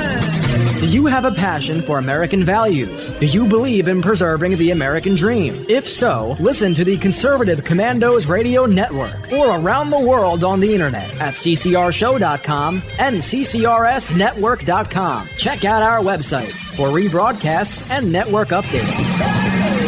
We are the Conservative Commandos Radio Network, where even more newsmakers go to be heard.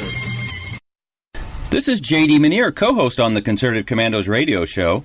Are you among the millions of Americans who feel uncertain when it comes to their health care? We're happy to inform you that there is a solution, and that solution is Liberty Health Share. Liberty Health Share is a community of like-minded people that work together to pay for their medical costs. There are no networks, so you get to choose your doctor and hospital.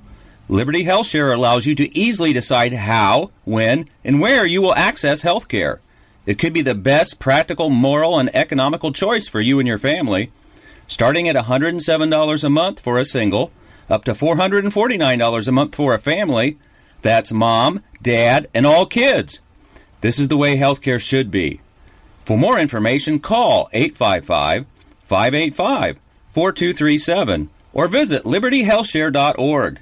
That's libertyhealthshare.org and regain control over your healthcare costs. Together, we're changing healthcare for good. I'm Sharon Engel, and I approve this message. I'm more convinced than ever that a constitutional free market conservative can win even in a battleground state like Nevada. Nevada's Congressional District 2 is a winnable seat where Trump won because these voters embrace the principles of sound governance and constitutional free market conservatism. The reality is the president can lead, but he cannot do it alone. In Congress, we contend with the Republicans who often do not support what the American people mandated on Election Day. Republicans in D.C. could lose this golden opportunity, and sadly, the biggest beneficiaries will be the establishment and crony capitalism. America is closely divided, with Nevada on the front lines of this ideological battle. I need to raise enough money to show that I have support to organize this campaign with literature, travel, media ads, and a small staff. Of course, the larger the amount, the more reticent others will be to challenge me in a contested primary, and the less credible the press attack will be. If you are one of the donors who will send $100 or more by June 30th, we will raise $100,000. That's good. If you give $250 or more, we raise $250,000. That's great. And if you give $500 or more, we raise $500,000. That's excellent. The more we raise in the beginning, the greater the odds are that we win. Please join me on Twitter at Sharon Engel and Facebook. Even though Reed is no longer in charge, the establishment machine lives on to defeat anyone who challenges the status quo of crony capitalism. You can help. Give online at SharonEngel.com or mail a contribution to P.O. Box 17373, Reno, Nevada 89511.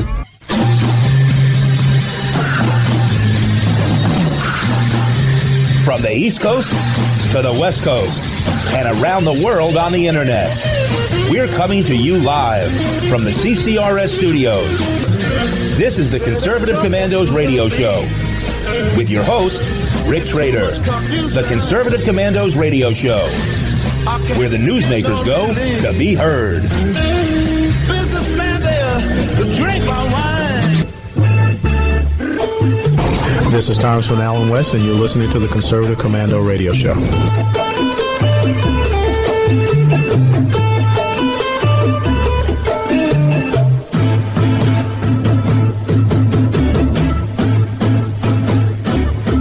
Welcome back to the Conservative Commandos. This is George Landreth, and I just want to remind our listeners that if you'd like to hear a rebroadcast of our show today, you can always check out our websites, ccrsnetwork.com, ccrshow.com. You can also go to Red Nation Rising Radio and Red State Talk Radio. Again, both .coms.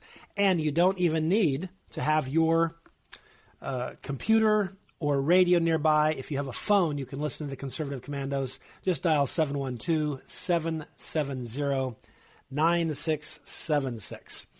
I have the privilege of introducing our next guest. For many of you Conservative Commandos, he will not be an unfamiliar voice or name. That is Jonathan Mosley. He is often a co-host here at the Conservative Commandos radio show, and he is also an activist in Northern Virginia, particularly in the Tea Party and conservative politics. And then, of course, he, you have to eat, so he's also an attorney or a lawyer. Right. So anyhow, he has written a really good article that was published in the Fairfax Free Citizen. For those of you out there, you probably saw in the news last night, big election in Virginia. Normally, an election in Virginia should not necessarily be important to national voters, but I think this one is, because you will be told that it might have some impact on future elections, or at least be a predictor of future elections. So we thought it would be worth talking about to get a better sense of what this election is about. So with that, John, welcome to the Conservative Commandos. I'm glad to be here. And I want to have a little bit of a cold, so people might want to put a tissue over the radio just in Fair case. enough. But if I sound a little scratchy, I apologize. Glad to be here. Not a problem. Well, let's jump into your article because, it was a disappointing outcome in the sense that I wanted to see Ed Gillespie win. I wanted to see the Republicans maintain a strong lead in the House of Delegates. They did neither. Ed and the other candidates went down to defeat. And on the other hand, Virginia has become more and more a blue state. I think a few years back it was probably more of a purple state. It's becoming more of a blue state. And, of course, a lot of delegate seats were lost. It looks like we may maintain the majority in a slim, very close couple elections that are going to probably be decided by less than 100 votes. But the bottom line is it wasn't a good day. So no, not at all. I mean, yeah. One way of taking that would be, oh my gosh, the Republican Party is a train wreck. They're going to have a terrible election in 2018. They're going to lose the House. They'll lose the Senate. It's all over. That's certainly one. Oh my gosh, the sky's falling interpretation. What would you say to people who saw last night's news, may not know a lot about Virginia politics, and then thought to themselves, horrible of horribles? Well, as there's more in my article, which as Fairfax Free Citizen, it's your losing strategy, not our candidate. I mean, there's more than I could fit in there, probably only 10% I could fit in there, and it's only 10%, maybe we'll be able to cover in a good radio article. But, first of all, if you live in Virginia, it is going to be fairly catastrophic because it looks like the Virginia Senate is closely divided and was never very conservative at all. They were mostly happy to do what Democrats have. And now if we've lost that, we have pretty much lost the House of Delegates. The Democrats are going to go wild here in Virginia, and it's going to be ugly. Hopefully it will turn people off. I think that the Democrats, of course, as always, are learning all the wrong lessons, and they will overplay and turn people off. I don't really think it's going to affect the election in 2018. I don't think it's a sign of that. I think that Judge Moore winning in Alabama and it will be a much bigger indication of that. But I think that on the Republican side too, we seem to be incapable of learning our elections, learning our lessons from experience, and I think that's the most important thing. It was interesting because I was just pulling up after we spoke earlier. I think I sent you one of the exit polls. If you may recall, Corey Stewart ran for the governor's nomination against Ed Gillespie and made prominent, Civil War monuments and some of those issues and illegal immigration one of his hot buttons, not his entire agenda, but one of his main billboard level themes. And Ed Gillespie shunned that, and the whole establishment thought that was so uncouth and just not done at garden parties and everything like that. It's interesting because Ed Gillespie ran a establishment stand for nothing campaign late in the game. Last 10 to 2 weeks, he started to realize. I mean, he was behind 9 points consistently from the nomination. He was running behind the whole way. So he started to pick up some of these Trump-like themes and try to win over Corey Stewart's original voters. And it's kind of hard, I think, to do that last minute and be persuasive. It just looks like you don't stand for anything, which really he didn't. And then in the last few days, Rick Shafton, is one guy. There's some analysis that at the last minute his ad switched to, again, mamby-pamby positive and took the foot off the gas. And the last few days he may have lost the momentum to carry it over. But in that context, there's an NBC exit poll that of all those people who voted, the majority of voters who voted for the Democrat want to keep the historical monuments. Among Republican voters, hardly surprising, 94% want to keep the monuments to Confederate leaders. Among independent voters, 73% want to keep it. Among Democratic voters, of course, 67% want them removed. So overall, 36 to 60%. So, I don't know that the meaning of conservative should be, boiled down to that one issue. But it's interesting that on the issue that became the prominent one, Ed Gillespie did not run a great campaign. He lost, but the electorate agreed with the conservative position on that issue. So Virginia is complex. Of course, Northern Virginia is dominated by the employees and leaders of the federal government, by their contractors, lobbyists, all the hangers-on, lawyers. So pretty much the swamp, as Donald Trump talks about it, is in Northern Virginia. They vote. They probably vote quite a lot. Richmond, of course, is a dominant Democrat area, and there are some other pockets. The rest of Virginia is overwhelmingly conservative, and so it's interesting. So it's kind of like being able to win in Northern Virginia is the key to winning Virginia statewide. Ron Wilcox, head of the Northern Virginia Tea Party here, he thinks it comes down to about 6 magisterial districts, which is the way we break up counties, that decide the whole state. Right. They're sub-county districts to determine the outcome, because Northern Virginia is so important, and turnout, of course, is critical in all of that. Right. And so, whether or not the Republican could inspire turnout, whether the Democrats can inspire turnout, that's critical to the overall state. So, my article and what I've been thinking for many, many years as I've been debating this stuff, I look at the case study. I think this is a case study that we're going to be looking at from many different directions, or we should be learning our lessons, learning from experience.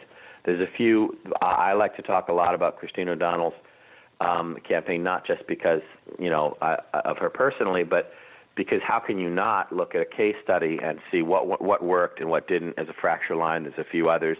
For me, the formative campaign is Ollie North in 1994, when the establishment completely betrayed the conservative base here in Virginia and sabotaged their own nominee. There's other examples like that. And so I remember in all of this, quite well. Do you really? Wow. Yeah, it's like I was in the Arlington County Republican Committee, and every meeting was about the Ollie North. You know, if we were planning the picnic, it would erupt into a what's the guy with the talk show host where they throw chairs. I mean, it was basically like that. It turned into a Jerry Springer show about Ollie North when we're just trying to plan the picnic. Right. It was that bad. It was worse than now.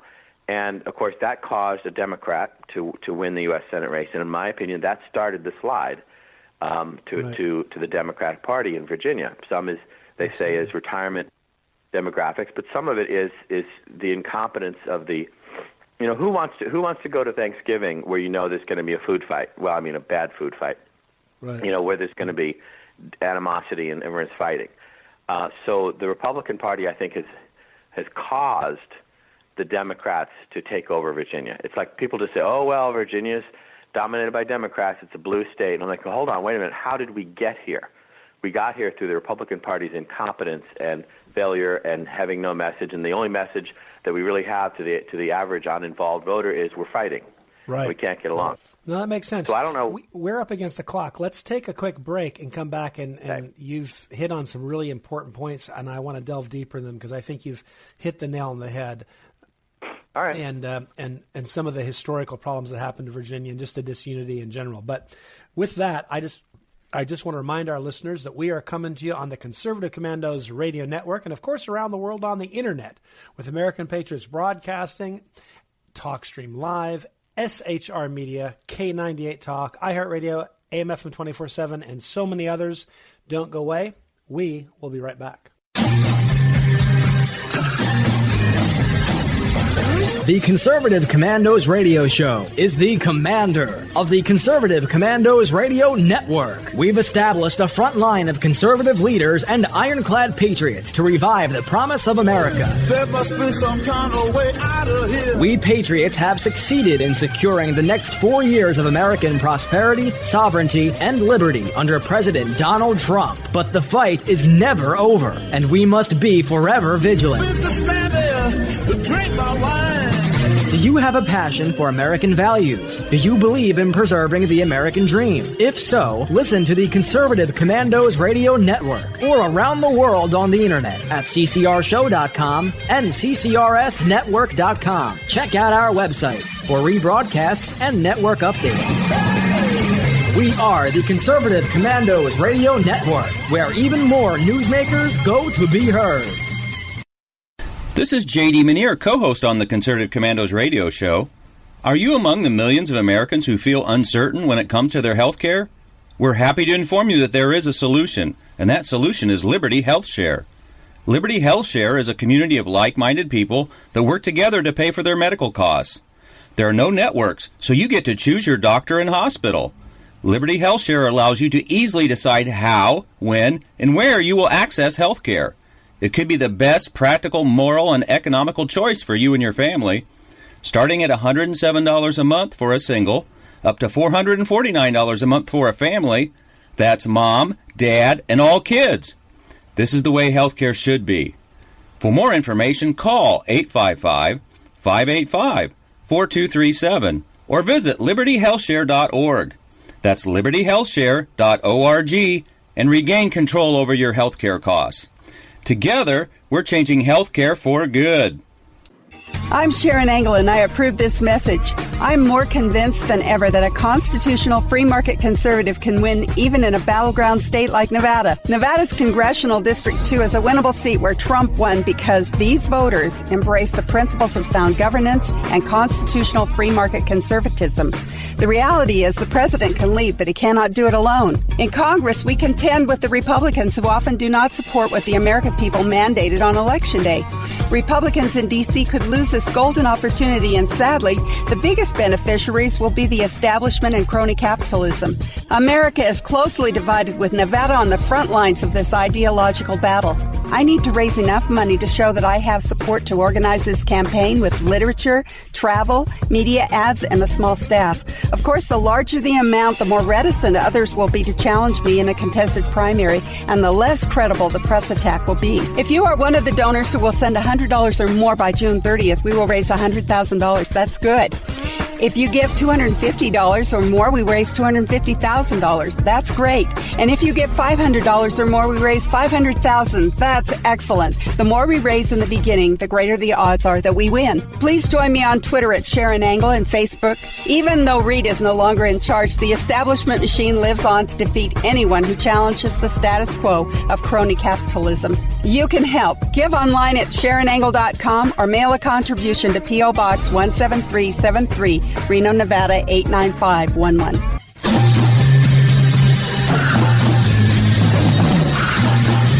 From the East Coast to the West Coast and around the world on the Internet, we're coming to you live from the CCRS studios.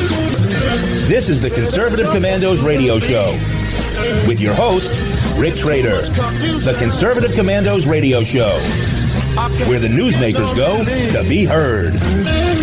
Businessman there, drink my wine. This is Congressman Alan West, and you're listening to the Conservative Commando radio show.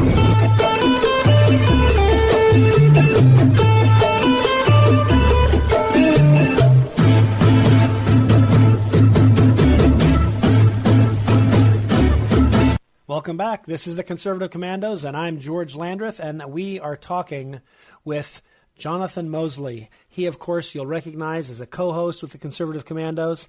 I will briefly reintroduce him. Before I do that, I want to remind our listeners you can always hear rebroadcast of our shows. Check out our websites, ccrsnetwork.com, ccrshow.com, and of course with this number and your phone, you can always listen in too, so you don't have to have a computer or a radio, just a phone, 712-770-9676. As I said, we've been talking with Jonathan Mosley. He is a activist here in Northern Virginia in the Tea Party, a longtime conservative activist. He has written a really good article. It's in the Fairfax Free Citizen.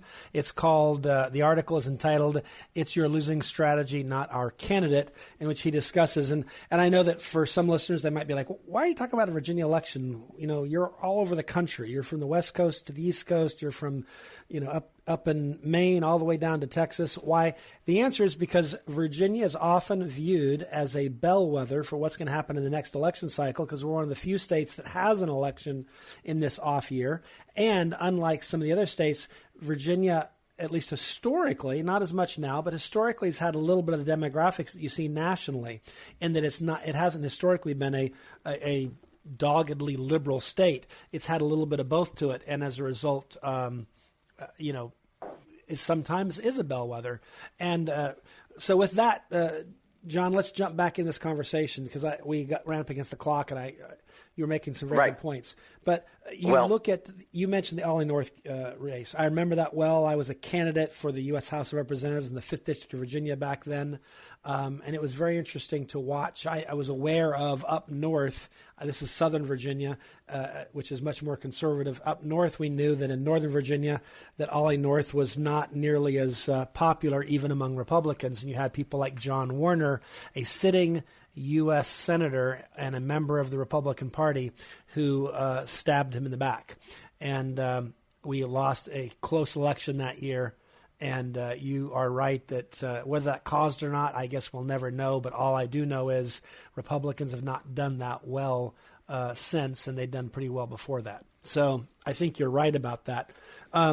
So when you say it's our strategy, what's the losing strategy we're talking about? Because I agree with you. Ultimately, Ed is a perfectly nice fellow. I think he is legitimately, pro-life, for cutting taxes and so forth.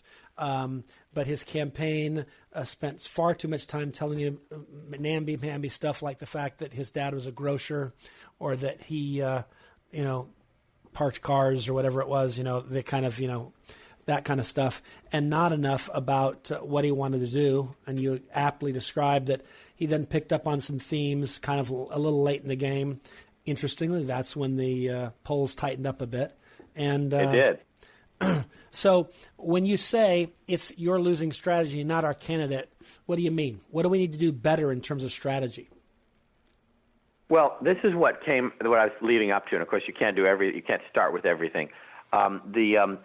what emerged to me in all these experiences is there's some unstated assumptions we're making about the theory of how you win an election. I mean, a general election statewide, not just a pocket of conservative, but how does a Republican win? Everybody is operating under their own assumption, their theory, their game plan in their head. And the establishment will fight tooth and nail against a conservative because they say, oh, no, that's not how you win. But their assumptions are untested and in conflict with all reality. Whereas we have the Ronald Reagan model that you persuade, you give people an actual reason to vote for you, to actually get in their car. And it also has to do with the assumption that for the establishment, a candidate is just somebody who I just be a candidate. I just look nice and represent, make you feel good to be an American. Whereas a conservative wants somebody who's actually going to do something, who's going to go fight for us. So, for example, a Corey Stewart is uncouth, a Christine O'Donnell, who the heck does she think she is? Roy Moore, how could we put up with these people because they're not genteel enough? But the voters are saying there's a fighter who's going to fight for me. So the establishment idea is the theory is that if you have a moderate electorate, you have to run a moderate like Ed Gillespie for governor, who doesn't irritate people or things like that. The important thing I think about Virginia, I wish we could have said everything at first. We can't say everything at first. Is why this matters to the whole country is that this is a test of the theory. Ed Gillespie was nominated for the very reason that he's the guy who could win over this divided Virginia, particularly Northern Virginia, for example. He got slaughtered in Fairfax County. His whole reason for running was the idea that to win over moderate or divided electorates, you need someone who stands for nothing, who kind of won't ruffle any feathers. That's where he did the worst, was in Fairfax County and in Loudoun County, up in Northern Virginia. So, and the thing is, he did worse than the conservative Jill Vogel. Now, some people could say, oh, I don't know who's really conservative. But Jill Vogel for lieutenant governor and John Adams for attorney general, they ran as conservatives, clear, straight-up conservatives. So the voters perceived them that way. Whereas Ed Gillespie, except in the last 10 days or so, ran as a George Bush kind of a, I can come over to your garden party and just be nice, and the grandmothers will all love him kind of Republican. And so he did about 2 points less than the conservatives. So the theory here is that, yes, none of them won, sadly, but Jill Vogel got 50,000 more votes running as a conservative on the same day, on the same ballot, with the same voters, the same turnout. The theory was that the conservative, the unabashedly conservative candidate will do worse, but the opposite is true. The unabashedly conservative candidate did better than the establishment Ed, as they told him. Remember, he was a lobbyist. He was head of the Republican National Committee. He worked in the Bush White House. I mean, you can't be any more establishment, Bushy than Ed Gillespie. I'd have him over for a barbecue if he, would come over. But that's the placement there. So the theory is we've got to stop. I mean, we're tearing each other apart. We're tearing the party apart on what's your theory, your strategy of how to win. And until we settle that debate, stop talking about personalities. Now, I have my issues. I can talk about personalities all day long. But we have to stop talking about the personalities and start talking about how do you actually win an election, and then pick the candidates that are best suited to your strategy. And that's why. And the thing is, even when a conservative does get nominated, the rest of the party sabotages them because they think, oh, no, that's not how to win. He could never win. You'll hear people talking about, for example, Kelly Ward out running against Jeff Flake and all these other people. Sharon Engel, they say, oh, they can't win, meaning they don't fit my model. But their model is wrong, and every time it's tested, it fails. So, they can't. The establishment Republican Party cannot get its head around the fact that Bob Dole did not win the presidency. Mitt Romney did not win. John McCain did not win. Well, they never. You make a very good point because the reality is, at least the way I interpret history, is Democrats win elections by obscuring the differences between the parties. You'll notice that Bill Clinton, for example, ran as a new Democrat, meaning I'm not the liberal kind they used to be. I'm more pragmatic. I'm more conservative, etc. He was pro-death penalty, etc. He did several things to kind of be, quote, the new Democrat.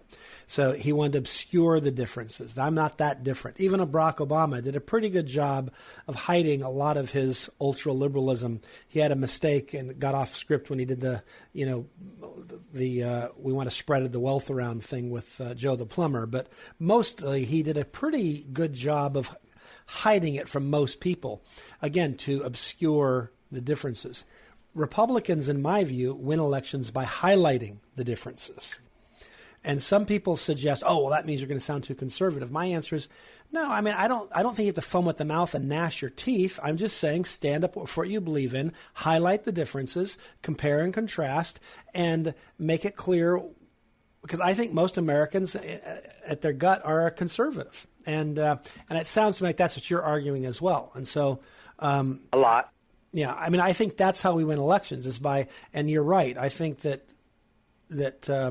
this campaign, we didn't, for a lot of the election cycle, we were not doing much to highlight the differences. Therefore, we allowed the other side to obscure them, which plays into their hand.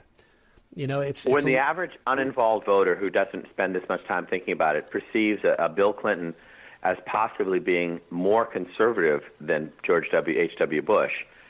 That's when you really lose, is that when we are afraid to say what we believe, then the Democrat, as far as the average uninvolved, busy, voter thinks, well, they almost perceive them as being not, perhaps to the right of the Republican. Exactly. And similar, I'm starting to evolve the thinking that, I don't, I love Corey Stewart. I've done, involved in doing a lot of things.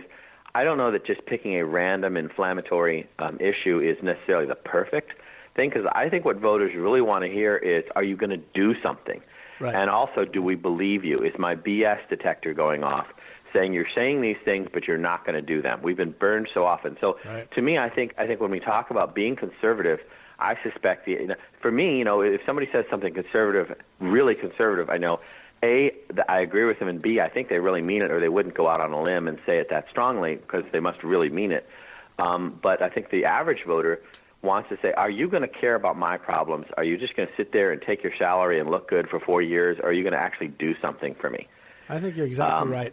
And I think our time is about up, so I just want to ask you, kind of in closing, if you would tell people how they can follow your work. I know they can always tune in to Conservative Commandos and pick you up, but you write, and how do they, whether it's Facebook or Twitter, how do they follow Jonathan Mosley? Well, I've been out of it for a little bit, but I've been writing a lot now on FairfaxFreeCitizen.com because I want to build them up. I think we need to take back Northern Virginia, and that's part of what they're trying to do, is be one of the Andrew Breitbart inspired, local news outlets. So I've been kind of focused lately at Fairfax Free Citizen, and I'm more sporadic than I would like, but I hope you can see me there. Absolutely. That's great. I really appreciate it. It's been great to have you. I think it's important that folks get a sense of how we win elections. I think you're right that we don't win elections by simply trying to mirror what we think the public may, whatever we peg them as. I think we have to show leadership, and we have to highlight the differences between ourselves and the leftists. I think that vision, that Reagan sort of approach, wins elections. And I think when we follow the Bob Dole model, we don't win. And I think you've described that very aptly. Thanks so much. I really appreciate being on the show. Well, George, another great show here on Conservative Commandos radio show. I don't say it because of anything I did, but what you and our guests do. So I want to thank you. Hey, George, please tell our audience how they could follow your work and the work of Frontiers of Freedom. Sure. They can go to the website, ff.org. They can follow me at Facebook under George Landreth, and on Twitter at George Landreth. And I have to disagree on one thing. I only disagree with you very occasionally. And a lot of people tune in to listen to Conservative Commandos because Rick Trader is awesome. But you do have great guests. You do. Oh, we do. That is totally the hallmark of our show. I've said that from from day one 8 years ago that we're going to have great guests, and indeed we haven't. I mean, some of the guests that we've had this week are absolutely unbeatable. We had Dr. Peter Pry joining us talking about EMP, a very important topic and conversation. We had Congressman Allen West this week. We also had Burgess Owens as a co-host. You're a co-host. We also had Sheriff David Clark this week. I mean, my gosh. If you see him on Fox, you see him on Conservative Commandos. And George, will you thank our guest? Absolutely. I want to thank Dale Bellis. He led us in a great conversation about some healthcare alternatives that are really innovative. And also Jonathan Mosley, a Virginia Tea Party leader who talked about the national implications of the Virginia election earlier this week. All right. But for right now, we're out of time. We got to run. We got to go. Take care. God bless. We'll see you tomorrow on the radio. This is J.D. Manier, co-host on the Conservative Commandos radio show. Are you among the millions of Americans who feel uncertain when it comes to their health care? We're happy to inform you that there is a solution, and that solution is Liberty Health Share. Liberty Health Share is a community of like-minded people that work together to pay for their medical costs. There are no networks, so you get to choose your doctor and hospital. Liberty Health Share allows you to easily decide how, when, and where you will access health care. It could be the best practical, moral, and economical choice for you and your family.